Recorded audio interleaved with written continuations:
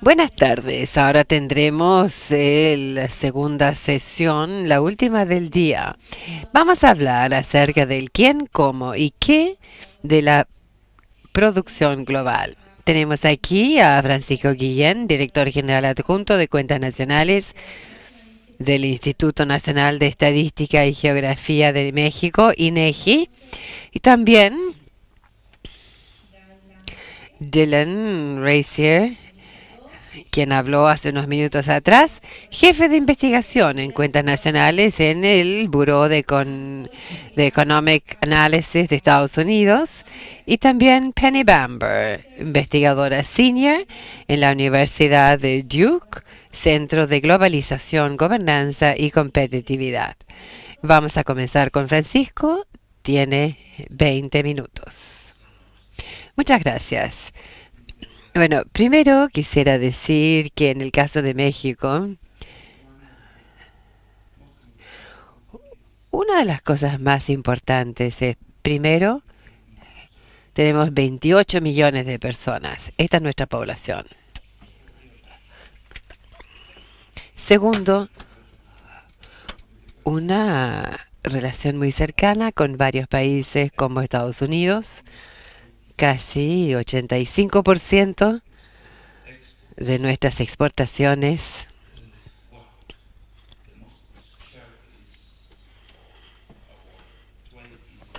y la mayoría del 80, o sea, el 80% de nuestro comercio es con Estados Unidos. Y eso significa oportunidades para investigar a la luz de la globalización. ¿Cuáles son las oportunidades que tenemos de relacionarnos con otros países? Es un desafío, pero de este modo, por supuesto que intentamos hacernos de herramientas. Estas herramientas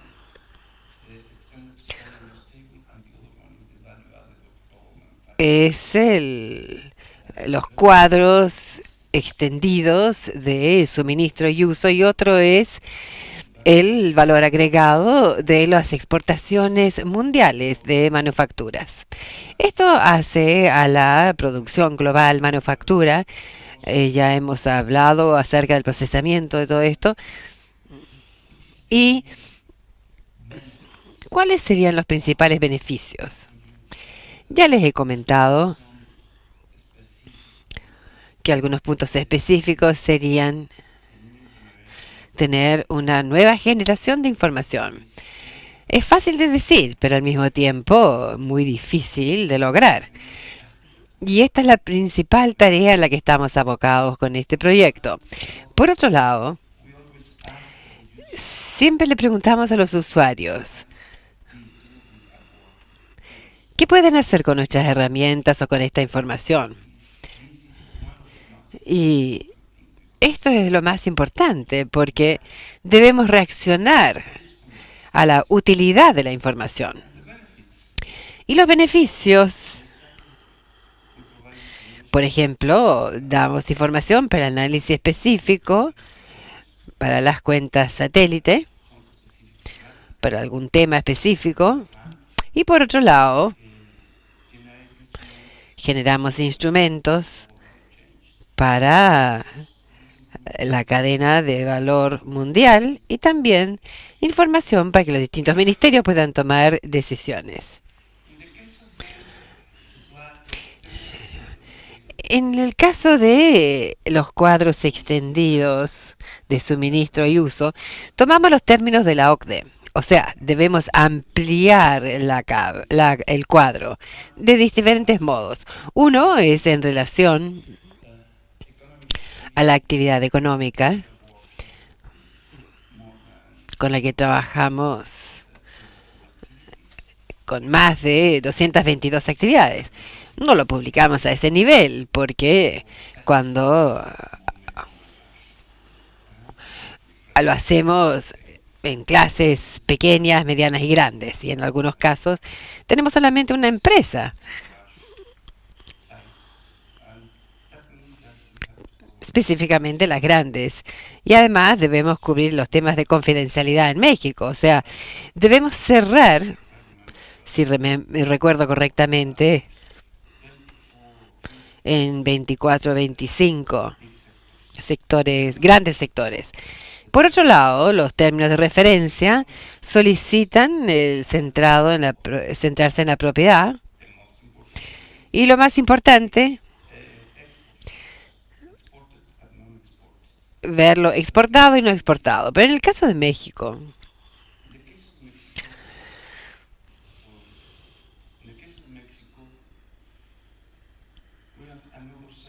tenemos otro sector muy importante. Utilizamos estas tablas o cuadros al igual que los términos de la OCDE. Por ejemplo, dividido en el sector informal y formal.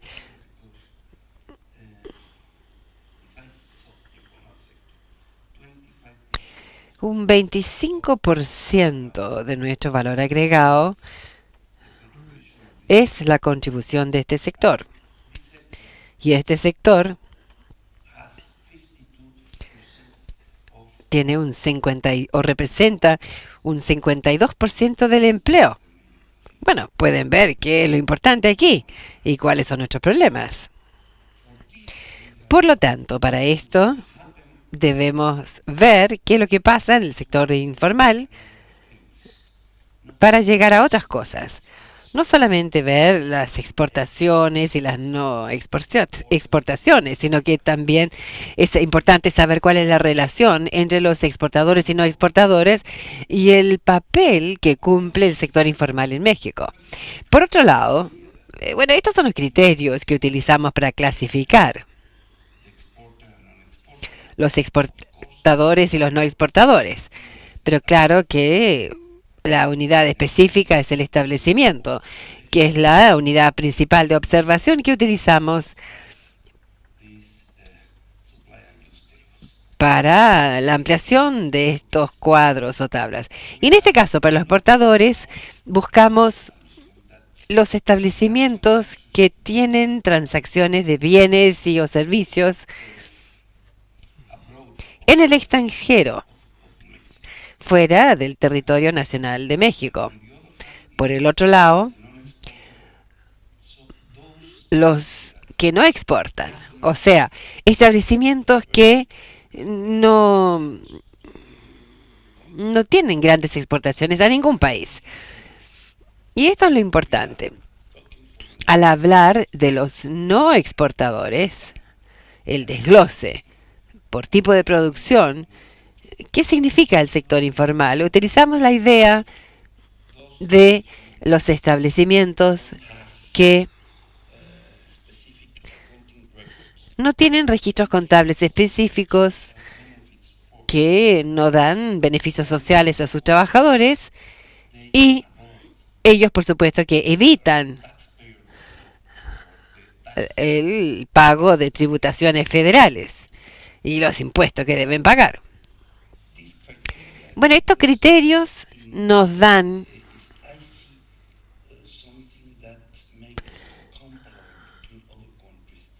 algo que nos dificulta la comparabilidad con otros países. Pero estoy buscando algo, una instantánea específica de México. Por otro lado, es importante saber cuáles son los afiliados extranjeros. Y en este caso, estamos hablando de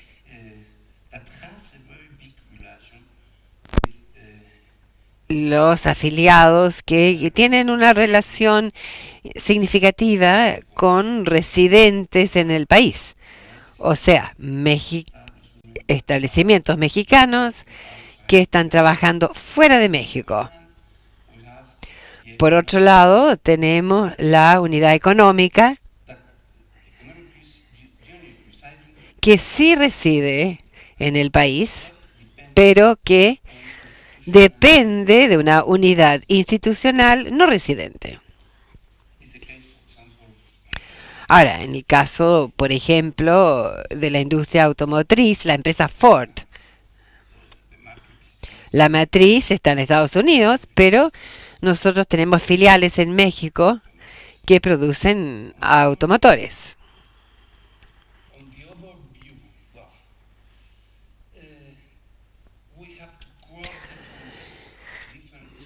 Debemos cruzar distintas fuentes para llegar a la información. Uno, con el censo económico, que nos da una idea de unos 42.504 unidades económicas que podemos cruzar con los registros administrativos. Y esto nos da una visión bastante buena de lo que pasa con las actividades de exportación o no exportación. Al mismo tiempo, esta información nos da la opción de ver el tipo de propiedad en las empresas que estamos considerando aquí. Por ejemplo, si tienen 50% o más de capital extranjero, significa que estas industrias de las decisiones en el extranjero, y eso nos da una oportunidad de ver si dependen de alguna matriz específica. Me refiero a alguna empresa en el extranjero. Pero por supuesto que debemos clasificarlos como filial. Por otro lado, estos son las de propiedad extranjera, empresas mexicanas que controla otras industrias en otros países. Y el otro criterio es los de propiedad nacional y la filial nacional. Los establecimientos con un menos del 50% de capital social. El otro criterio es cómo ver el pequeño, mediano y grande. Y esto seguramente es otro desafío, porque quisiera comparar con otros países. Estos criterios probablemente podrían variar. Y debemos hacer alguna pregunta aquí. Este instrumento es para ver a un país en comparación al resto del mundo u otros países. Hay que conversar sobre este tipo de criterio, porque en el caso de México tenemos cerca de 4,2 millones de establecimientos que debemos clasificar en pequeña, mediana y grande. Y pueden ver aquí que en el caso de las empresas pequeñas estamos hablando de alrededor de 4,2 millones de pequeños establecimientos. Y tenemos otro problema, el sector agrícola. En el sector agrícola debemos hablar con expertos y en ese caso debemos ver no solamente a la ocupación, sino que tenemos que buscar cultivos, ganado, a fin de clasificar en pequeño, mediano y grande. En el caso de ganado, cabezas de ganado. Estos agricultores, vemos los que tienen menos de 10 cabezas. Por otro lado, como 5 hectáreas de cultivo. Para clasificar el tamaño. Y luego hacemos una comparación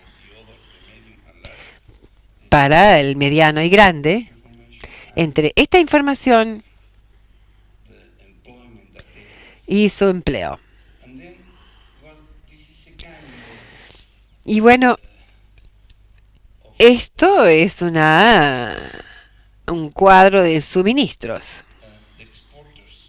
donde tenemos los exportadores, los no exportadores, lo exportado no formal y lo informal no exportado, por área de actividad.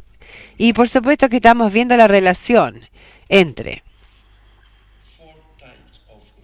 estos cuatro tipos de industrias de exportación y ver cómo se complementan en su actividad. Por otro lado, estos son resultados. Por ejemplo, la exportación. Para lo exportado pueden ver los rojos en el caso de minería, y esto es muy lógico para nosotros, 42,2% de unidades de exportación, o sea, del total exportado. Y acá se ve que la industria más importante es la petrolera, donde hay grandes exportaciones de petróleo en México. Y por otro lado, el sector manufacturero. Y aquí estamos hablando de 62,6%. Pero casi todas estas exportaciones significan bienes para su procesamiento. This is a kind of Bueno, ese es el tipo de gráfico que podemos usar y para los usuarios, claro, es muy importante poder buscar esta información. Por otro lado, tenemos el comercio mayorista y el minorista, donde vemos 59 y 34,5% en relación al comercio internacional.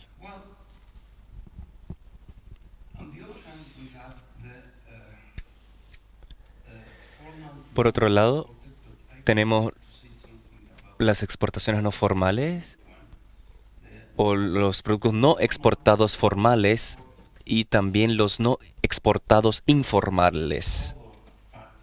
Esta es la otra parte de nuestra economía que tiene una gran relación con la venta minorista y también transporte.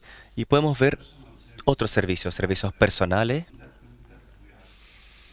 que significa que tenemos muchos desafíos para introducir distintos tópicos y eso significa, por ejemplo, que este gráfico podría crecer cuando hablamos de una digitalización, por ejemplo, específicamente para el sector de transporte y todo eso.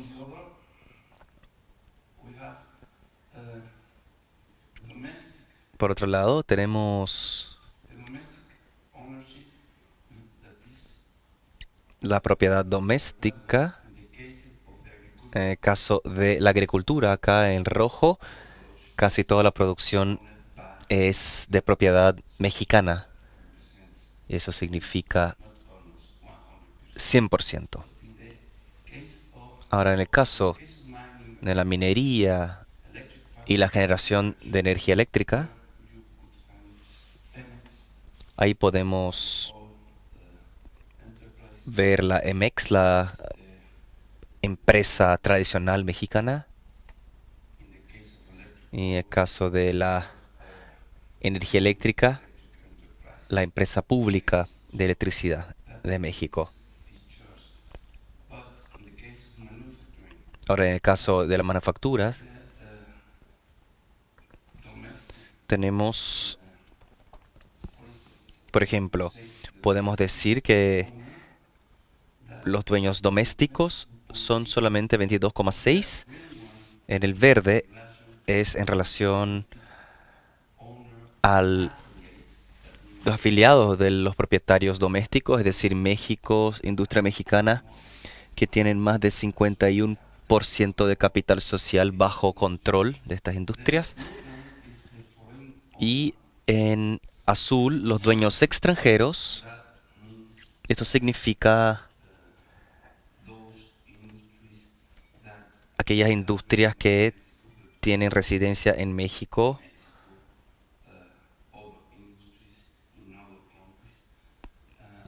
y que tienen industria en otros países. Y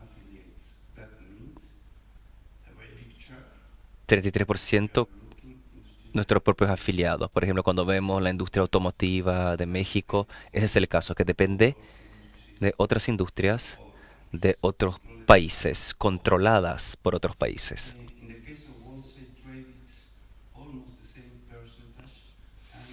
En el comercio mayorista casi el mismo porcentaje, y para los servicios científicos y profesionales estamos hablando de 25% de afiliados de propiedad extranjera. Ahora, cuando hablamos no solo de la tabla de oferta y uso, el primer ejercicio fue ver el valor agregado de las exportaciones de fabricación. La idea es cómo México se hace parte o se suma a esta producción global. Bueno, un ejemplo es el iPhone. No puedo decir más porque quizá ustedes sepan más que yo acerca de este asunto, porque este es el ejemplo clásico cuando vemos este tipo de fragmentación. La idea es ver el aporte de cada país en el contexto de valor agregado para cada componente en la producción de un iPhone, y cómo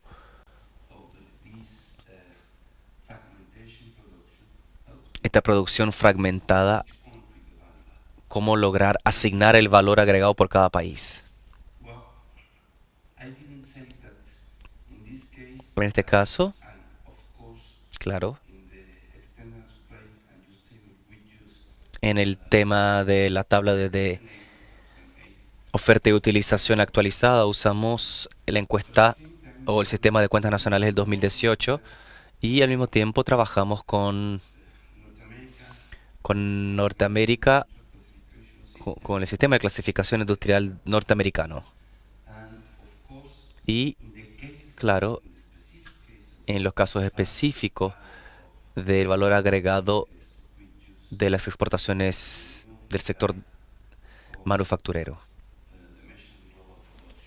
para medir la producción global. Y claro, los términos de referencia de la OCDE en distintos proyectos, como el de la tabla de oferta y utilización extendida. Bueno, algunos criterios también relacionados con esto, porque nuevamente tenemos que clasificar qué industrias de fabricación son parte de la producción global. En este caso, tenemos tres criterios. En el caso de las empresas que tienen la mayor parte de sus insumos importados, y estamos hablando de, claro, ese concepto de bienes para procesamiento. Y hablamos acá de 2/3 como proporción mínima de sus exportaciones y sus insumos. Y lo otro tiene que ver con empresas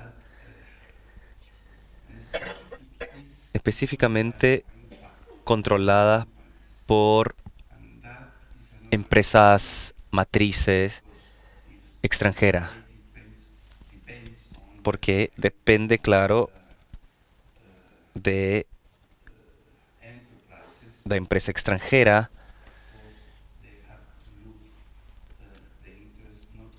Tienen que analizar el interés no solo en el mercado mexicano, pero también el interés en los mercados en los cuales están trabajando con algún tipo de mandato de estas empresas no residentes que las controlan en su filial mexicana. Bueno, esto acá es un poco más complejo. La idea es que tenemos 4 o 5 millones de establecimientos y tenemos que analizar su interior para diseñar criterios específicos. Y pueden ver acá la parte gris, que son las industrias de manufactura que consideramos parte de la cadena global de manufactura. Acá lo principal, o las medidas, o el mensaje en realidad que les quiero transmitir es que enlazamos distintos instrumentos, impuestos o reportes tributarios,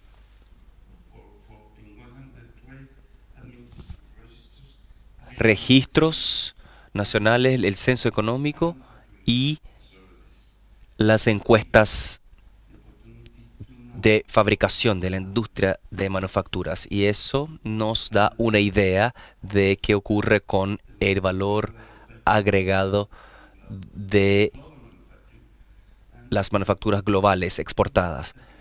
Y ahí vemos la relación entre los balances de pagos.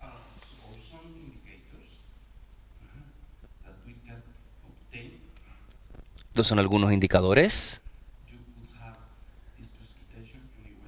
Bueno, les puedo compartir esta presentación. No quiero hablar tanto de esta parte, pero nuevamente usamos la tabla de oferta y utilización para llegar a estas cifras. Finalmente, el valor del consumo intermedio doméstico en relación a las empresas de manufactura globales aumentan